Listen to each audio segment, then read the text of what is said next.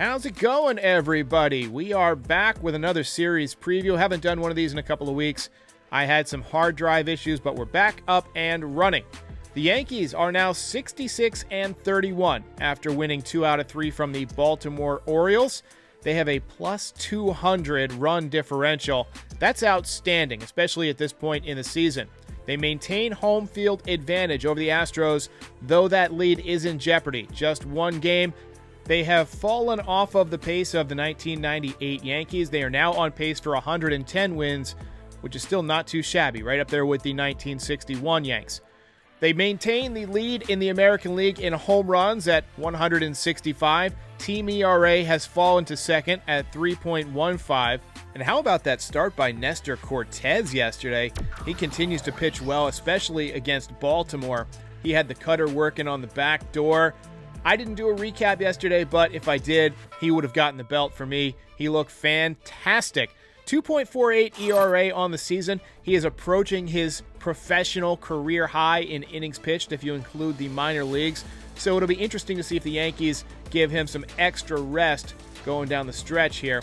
And with the trade deadline coming up, the Yankees are probably going to supplement the bullpen. They might supplement the rotation. One interesting idea that I had, and I'm sure a lot of you have had this idea as well, why not stick Luis Severino in the bullpen when he comes back? I know he's been fantastic as a starter. He's far exceeded the expectations that we had for him this season coming back. But, he's thrown way more innings than he has in previous years. You're taking a risk with this guy's health if you bring him back and try and run him out there every 5 days for 7 innings or so. We saw how good Severino was out of the bullpen last year, and we know that in the past, the Yankees have had a lot of success converting a tired starter into a lights-out reliever. See Phil Hughes in 2009. Excellent out of the bullpen. Big reason they won the World Series. I could see Severino playing a very similar role. And let's face it, we do not have a lot of confidence that this guy can stay healthy given the innings that he's thrown this year compared to previous years. Both of the big guys should be back in the lineup against the Mets. Aaron Judge, of course, had a monster series against the Orioles. He is on pace for 61.7 home runs. It's going to get interesting, folks. I think he's going to get to 60. Don't know if he's going to get to 62 or 63. It'll depend on how they pitch him in September. And Giancarlo Stanton had to sit again on Sunday. He was, quote, exhausted. That's according to Aaron Boone. I don't blame him. I mean, it's been hot out there. He's been playing the outfield a lot more this year than he did in previous years. Legs probably just needed a little bit of a break.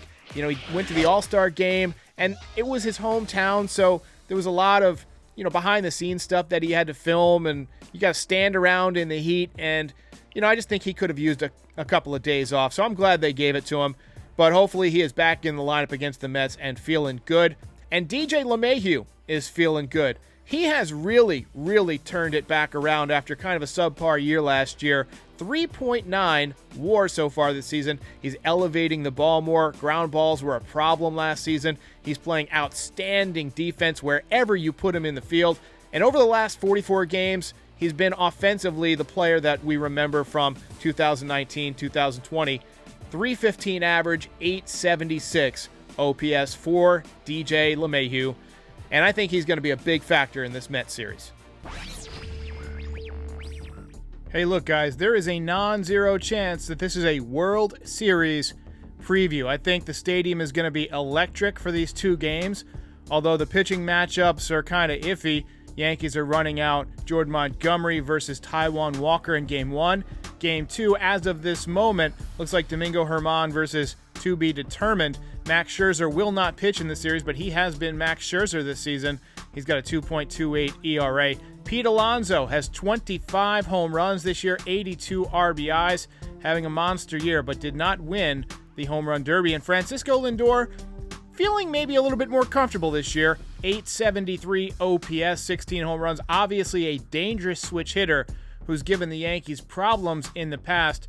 He's always fun to watch. He's electric, got a ton of energy. Should be a hot ticket in New York. I will have recaps after each of the games here live on NYY Recaps.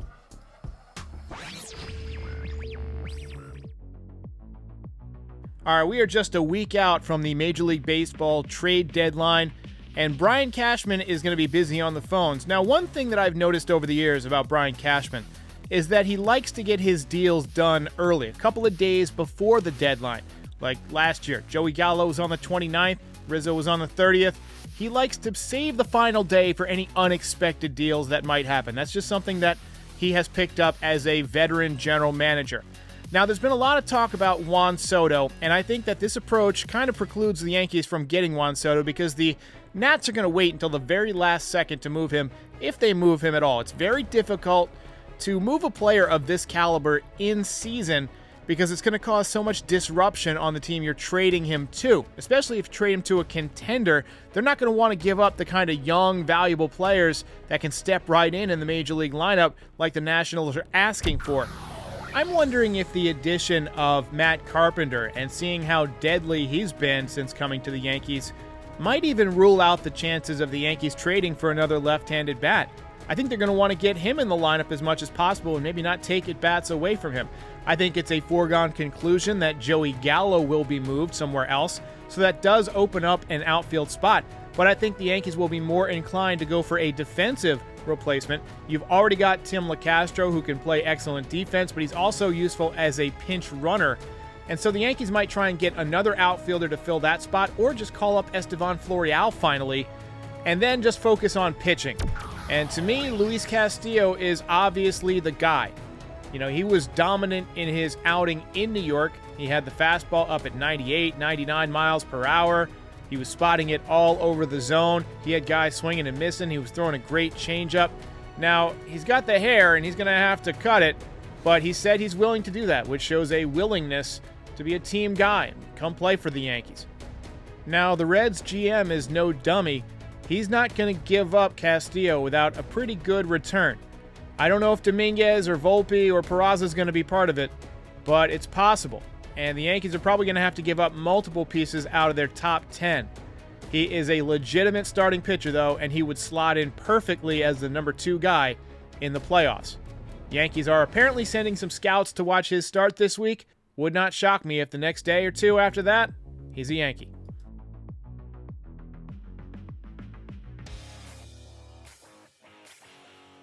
Since we last talked about Jason Dominguez, he has been promoted to High A, and he's gotten off to a hot start there. Hitting over 400 in his 3 games, was removed this weekend because of the heat, but overall this season, a very nice season shaping up. 272 average, 10 home runs, 39 ribbies, 21 stolen bases, and that OPS continues to climb each and every time we update him. Anthony Volpe continues to play well. His OPS now over 800 for the season. Hitting over 250. He's hitting over 300 in the last month. He hit his 13th home run this weekend, and he's still got 35 stolen bases, so he's kind of let his foot off the gas on the base paths over the last few days. Oswald Peraza's season is beginning to shape up nicely after a very slow start. He's got 12 home runs and 35 ribbies to go along with 23 stolen bases. OPS creeping back up towards 800, but not quite there. Another couple of weeks, and he should be there. All right, Nostraderic is back. Again, we had some computer issues, but we're back up and running. And Nostraderic is sitting at 489 on the season. Last prediction was for a Rizzo home run. That was a miss, although he did come close that night. Carpenter goes deep in this series, and I think the Yankees will split 1-1. I think they're going to take Game 1. I think they're going to struggle in Game 2. I'm not liking what I saw out of Domingo Germán his first time out, and I'm just not thinking he's going to be very effective against the Mets. I guess we'll see what happens, but right now I'm projecting a series split.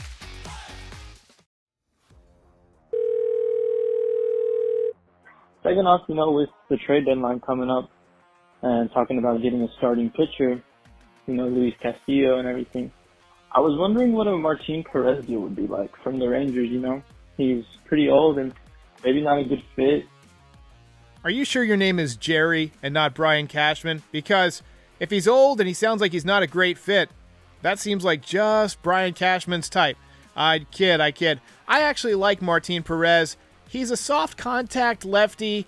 He doesn't strike out a lot of guys, but he keeps the ball off the barrel of the bat. And you're right, he wouldn't cost the top prospects, and that's just the kind of move that Brian Cashman likes to make. What's up, Derek? Calling from Virginia. Hey, listen, I am super excited about this upcoming trade deadline.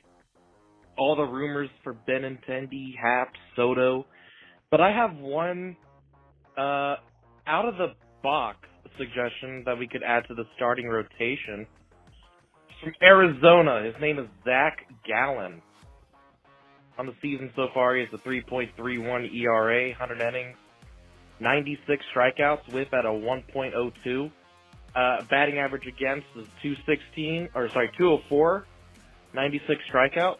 I was actually just listening to some talk radio, and somebody called in about Zach Gallen. You know, I've never seen him pitch, but his stats look impressive. You have to think that he's on the Yankees' radar. I'm sure any starting pitcher who can get people out and pitch relatively healthy innings is going to be on Brian Cashman's radar over the next few days, because they definitely need some pitching help. I have zero faith in Jameson Taillon to get stronger as the season goes along, and I think that you have to have a backup plan in case Severino isn't healthy. I just want to ask what your opinion was on Jason Dominguez, Josh Bro, and Trey Sweeney being pulled from their minor league games. Do you think this is a package that's being shopped around, and what do you think we'll get?